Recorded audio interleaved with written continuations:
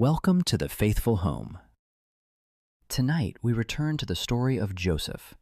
Our account comes from the book of Genesis, chapters 37 through 50, set first in the land of Canaan and later in Egypt during the early generations of Israel's history. This is a story of betrayal and preservation, of suffering and providence, of descent and rising again. And through every movement of it, the steady and unseen hand of God. Joseph was 17 years old when the scriptures begin to focus upon him. He was the son of Jacob, also called Israel, the child of Rachel, born in his father's later years. And we are told, "Now Israel loved Joseph more than all his children, because he was the son of his old age, and he made him a coat of many colors." The garment marked distinction. It marked favor.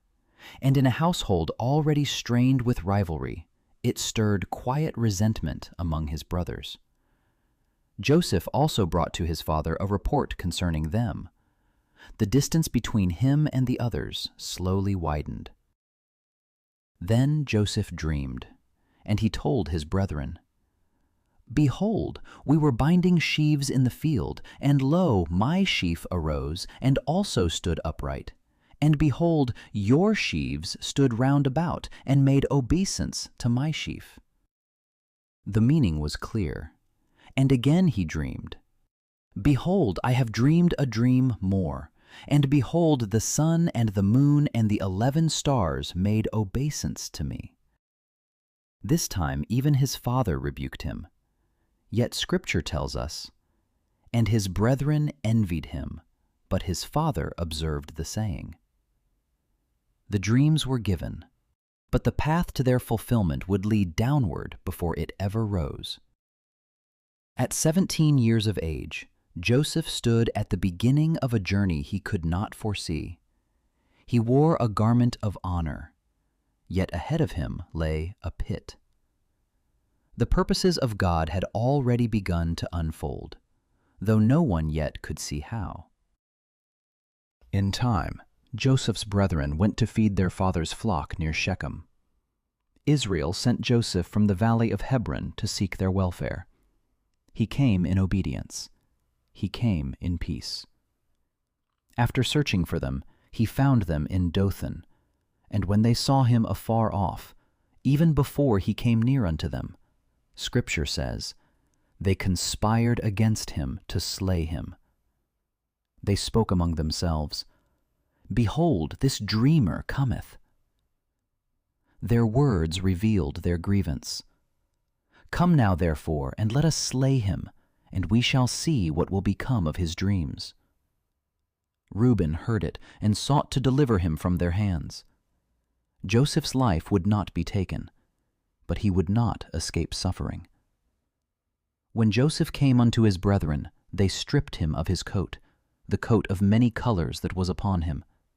The symbol of favor was removed, and they took him, and cast him into a pit, and the pit was empty, there was no water in it. The descent was sudden, the betrayal complete. Above him were the voices of his own brothers. Around him, the dry walls of the pit. And Scripture tells us, they sat down to eat bread. Nearby, a company of Ishmaelites came from Gilead, bearing spices and balm and myrrh, journeying to carry it down to Egypt. Judah spoke. It was decided. Joseph would be sold. Then there passed by Midianites merchantmen, and they drew and lifted up Joseph out of the pit, and sold Joseph for 20 pieces of silver. And they brought Joseph into Egypt. From favored son to servant, from Canaan to a foreign land. Reuben returned and found the pit empty. Joseph was gone. But the greater grief awaited their father. They took Joseph's coat. They killed a kid of the goats. They dipped the coat in blood, and they sent it to Israel. When Jacob saw it, he said, "It is my son's coat. An evil beast hath devoured him. Joseph is without doubt rent in pieces. And Jacob rent his clothes, and put sackcloth upon his loins, and mourned for his son many days. His sons and daughters rose up to comfort him, but he refused to be comforted. For I will go down into the grave unto my son mourning. Joseph was not dead, but to his father he was lost. The pit had given way to chains. The betrayal had given way to separation. Yet even now, though unseen, the purposes of God were not undone. Joseph was carried into Egypt, and the story was only beginning. Joseph was brought down into Egypt, and there he was sold to Potiphar, an officer of Pharaoh, captain of the guard, an Egyptian. The descent had been deep, but Scripture records something remarkable. And the Lord was with Joseph, and he was a prosperous man, and he was in the house of his master, the Egyptian. Though he was a servant, he was not forsaken. The presence of the Lord did not remain behind in Canaan. It followed him into Egypt. Joseph served faithfully, and his master saw that the Lord was with him. And the Lord made all that he did to prosper in his hand. Joseph found grace in Potiphar's sight. He was entrusted with oversight of the house. All that Potiphar had, he placed under Joseph's care. And he left all that he had in Joseph's hand, and he knew not aught he had, save the bread which he did eat. In a foreign land, in a position of servitude, Joseph rose again, not by his own striving, but under the quiet favor of God. Yet prosperity does not prevent testing. Joseph was well favored in form and appearance, and after a time his master's wife cast her eyes upon him. She urged him towards sin, but Joseph refused. Behold, my master wotteth not what is with me in the house, and he hath committed all that he hath to my hand. He spoke not of fear of punishment, he spoke of trust. And then he said, How then can I do this great wickedness and sin against God? His loyalty was first to the Lord. Day by day she spoke to him. Day by day he would not hearken. Until one day, when none of the men of the house were within, she caught him by his garment. He left it in her hand and fled. In his refusal, he lost his place. The garment he left behind became a false witness. She accused him before her husband. And when his master heard the words of his wife, his wrath was kindled. And Joseph's master took him and put him into the prison, a place where the king's prisoners were bound. The house gave way to confinement. Trust gave way to accusation. Integrity gave way to chains. Yet once more, Scripture speaks plainly. But the Lord was with Joseph, and shewed him mercy, and gave him favor in the sight of the keeper of the prison. The location had changed. The favor had not. The keeper of the prison committed to Joseph's hand all the prisoners that were in the prison, and whatsoever they did there, he was the doer of it. The keeper of the prison looked not to anything that was under his hand, because the Lord was with him, and that which he did, the Lord made it to prosper. The pit had not ended him. Slavery had not silenced him. Prison would not confine the purposes of God. Yet the waiting was not finished. Another test remained. While Joseph remained in the prison, 2 officers of Pharaoh were committed there, the chief butler and the chief baker. They had offended their lord, the king of Egypt, and the captain of the guard charged Joseph with them. He served them. One night, each of them dreamed a dream, each man according to the interpretation of his dream. And in the morning, Joseph saw that they were sad. He asked them, saying, Wherefore look ye so sadly today? They answered that they had dreamed a dream, and there was no interpreter of it. And Joseph said, Do not interpretations belong to God? Tell me them, I pray you." The butler told his dream. A vine was before him. 3 branches budded, blossomed, and brought forth grapes. He pressed them into Pharaoh's cup and placed the cup into Pharaoh's hand.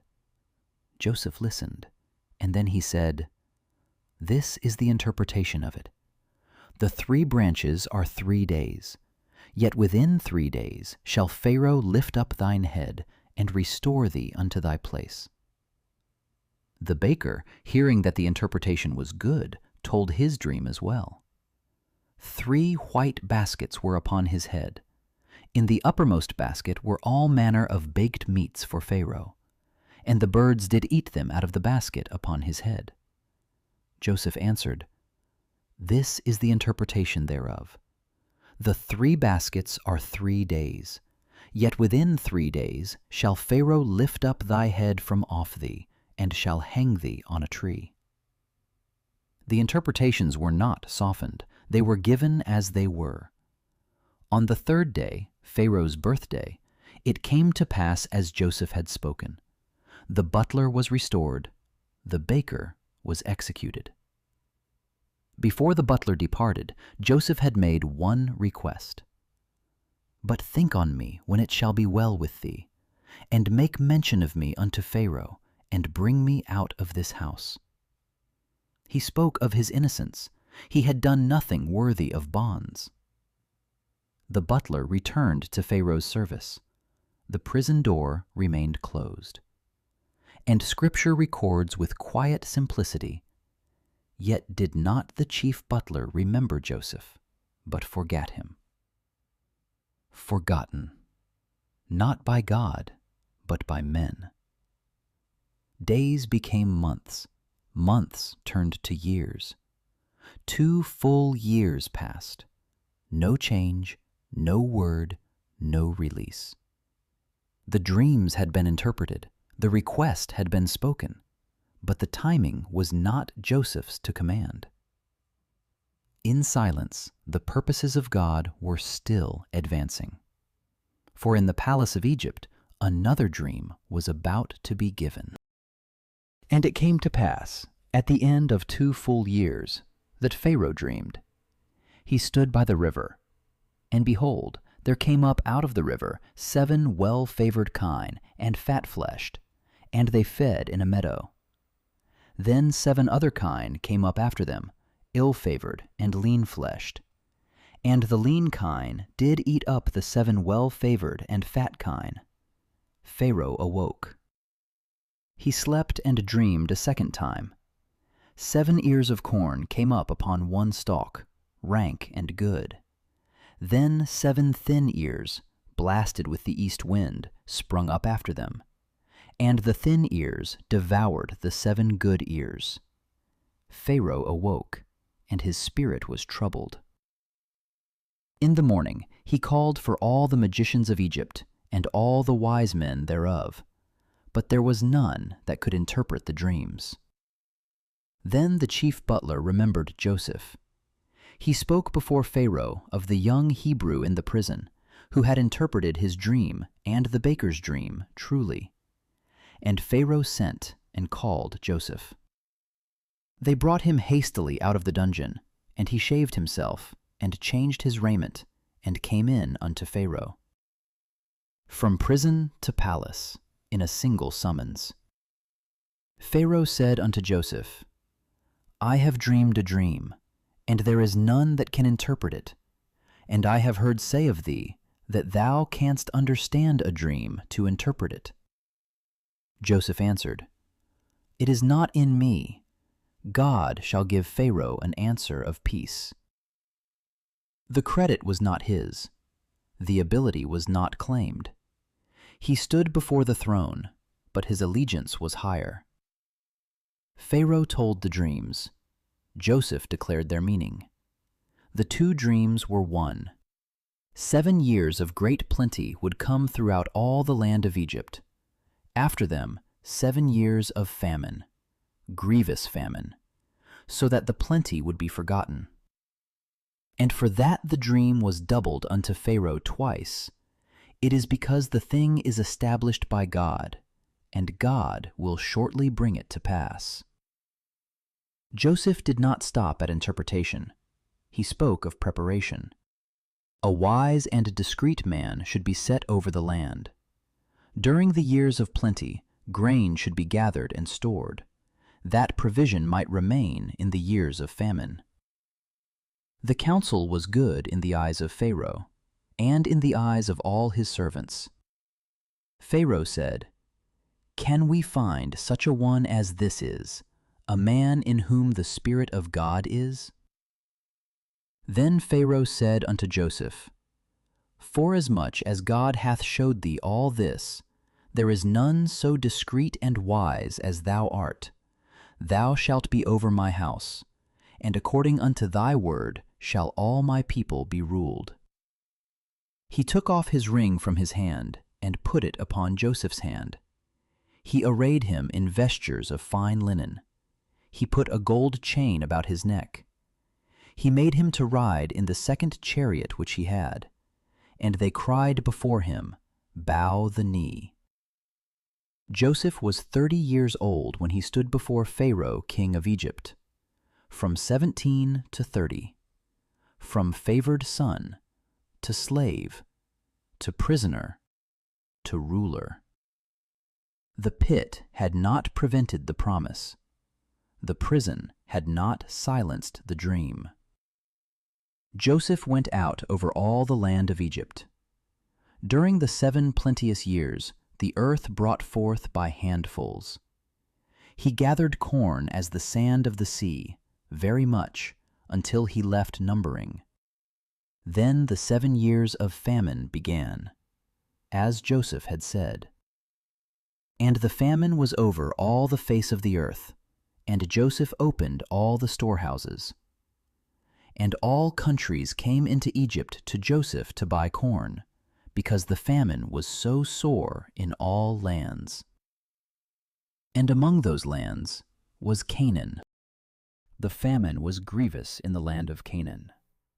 And when Jacob saw that there was corn in Egypt, he said unto his sons, "Why do ye look one upon another?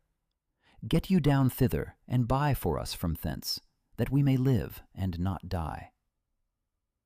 10 of Joseph's brethren went down into Egypt, but Benjamin, the youngest, Jacob sent not with his brethren. For he said, "Lest peradventure mischief befall him." And Joseph was the governor over the land. He it was that sold to all the people of the land. And Joseph's brethren came and bowed down themselves before him with their faces to the earth. The dream, remembered, fulfilled. Joseph saw his brethren, and he knew them. But he made himself strange unto them, and spake roughly unto them. He asked whence they came. They answered, From the land of Canaan to buy food. They knew him not. The years had changed him. Egyptian vesture, Egyptian authority, Egyptian speech through an interpreter. But Joseph remembered the dreams which he dreamed of them. He tested them. He accused them of being spies. They answered, We are all one man's sons. We are true men. Joseph required that one brother remain bound, and that they bring Benjamin, their youngest brother, unto him. Simeon was bound before their eyes, and the others returned to Canaan. On their journey they discovered their money returned in their sacks. Their hearts failed them. They said one to another, What is this that God hath done unto us? They came to Jacob and told him all that had befallen. But Jacob resisted. He said, Joseph is not, and Simeon is not, and ye will take Benjamin away. All these things are against me. The famine deepened. The food was spent. Judah spoke, urging that Benjamin must go. Reluctantly, Jacob consented. Benjamin descended into Egypt. When Joseph saw Benjamin with them, his heart yearned, but he restrained himself. He prepared a feast, and the brethren sat before him. the firstborn according to his birthright, and the youngest according to his youth. They marveled one at another. Joseph gave them portions, but Benjamin's portion was 5 times so much as any of theirs. Then Joseph commanded his steward to fill the men's sacks with food, and to place his silver cup in the sack of the youngest. When they had departed, they were pursued. The cup was found in Benjamin's sack. The brethren returned in grief. Judah drew near. He spoke of their father, of the sorrow that would follow if the lad returned not, and he offered himself in place of Benjamin. The same Judah who once proposed Joseph be sold now offered himself as surety for another brother. The years had changed them. Joseph could no longer refrain himself. The moment had come. Joseph could not refrain himself before all them that stood by him, and he cried, "Cause every man to go out from me." There stood no man with him, while Joseph made himself known unto his brethren. And he wept aloud, so that the Egyptians and the house of Pharaoh heard. Then Joseph said unto his brethren, I am Joseph. Doth my father yet live? His brethren could not answer him, for they were troubled at his presence. The years collapsed into a single moment. The pit, the silver, the bloodied coat, now stood before them in authority. Joseph said unto his brethren, Come near to me, I pray you. And they came near. And he said, I am Joseph your brother, whom ye sold into Egypt. Then he spoke words that reshaped the past. Now therefore be not grieved, nor angry with yourselves that ye sold me hither, for God did send me before you to preserve life. He told them that the famine would continue 5 years more, and that God had sent him before them to preserve you a posterity in the earth, and to save your lives by a great deliverance. So now it was not you that sent me hither, but God. He had not denied their sin. He had not altered the events, but he saw beyond them. Joseph instructed them to return to Canaan, to bring Jacob down to Egypt, to dwell in the land of Goshen. And he fell upon Benjamin's neck and wept. Benjamin wept upon his neck, and he kissed all his brethren, and wept upon them. After that, his brethren talked with him. Word reached Pharaoh's house. The reunion pleased Pharaoh. Wagons were sent, provision was given, and Joseph said unto his brethren, See that ye fall not out by the way. They departed, and came into the land of Canaan unto Jacob their father. They told him, saying, Joseph is yet alive, and he is governor over all the land of Egypt. Jacob's heart fainted, for he believed them not. But when he saw the wagons which Joseph had sent, the spirit of Jacob revived. And Israel said, It is enough. Joseph my son is yet alive. I will go and see him before I die. Israel journeyed to Egypt, and when Joseph came to meet him in Goshen, he presented himself unto him, and fell on his neck, and wept on his neck a good while. The son once thought dead, the father long in mourning, now reunited. Years of separation, yet the purposes of God had carried them both to this moment. Israel dwelt in the land of Egypt, in the country of Goshen, and they had possessions therein. They grew and multiplied exceedingly. The famine passed, the years unfolded. Joseph remained at his father's side. Before his death, Jacob called his sons together. He blessed them. He spoke of what should befall them in the last days. Then he gathered up his feet into the bed, and yielded up the ghost, and was gathered unto his people. Joseph fell upon his father's face, and wept upon him, and kissed him. Jacob was buried in the land of Canaan, in the cave of Machpelah. Then Joseph returned to Egypt, he and his brethren, and all that went up with him. After the death of their father, Joseph's brethren feared. They said, Joseph will peradventure hate us, and will certainly requite us all the evil which we did unto him. They sent a message unto Joseph, recalling their father's words. And when Joseph heard it, he wept. His brethren also went and fell down before his face. And they said, Behold, we be thy servants. Joseph answered them with words that have echoed through generations. Fear not, for am I in the place of God? Then he spoke the truth of his life. But as for you, ye thought evil against me, but God meant it unto good, to bring to pass, as it is this day, to save much people alive. The evil had been real, the betrayal had been real, the suffering had been real, but above it all, the purposes of God had been steady. Joseph comforted them, and spake kindly unto them. He dwelt in Egypt. He saw his children's children, and when his time drew near, he said, God will surely visit you, and bring you out of this land unto the land which he sware to Abraham, to Isaac, and to Jacob.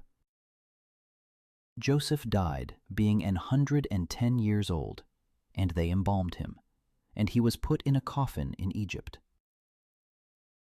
The story of Joseph begins with a favored son. It descends into a pit. It moves through slavery, through false accusation, through forgotten years in prison, and rises in time to a throne. Yet the story is not merely of suffering and success. It is the story of providence, the story of God working through what men intend for harm. Joseph did not deny the evil done to him.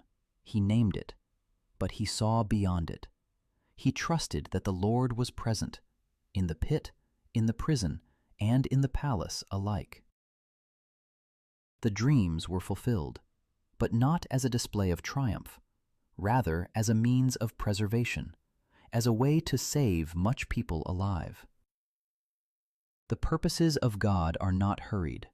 They are not undone by betrayal. They are not silenced by confinement. They are steady. And in the end, Joseph's life leaves us with this quiet assurance. What men mean for evil, God is able to turn for good. Thank you for listening. May the word dwell richly in your home.